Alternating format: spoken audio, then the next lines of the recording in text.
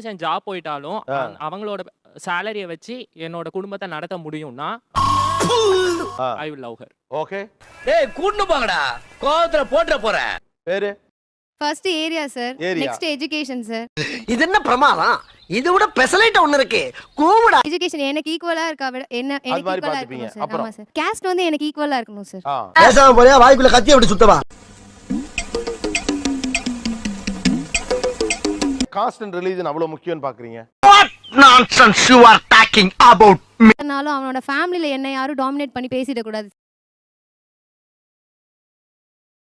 எனக்கு வந்து காஸ்ட் இதெல்லாம் இம்பார்ட்டன்ட் இல்ல.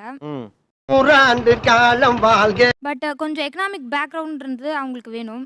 நெக்ஸ்ட் காசு இல்லப்பா. காசு. Thank you.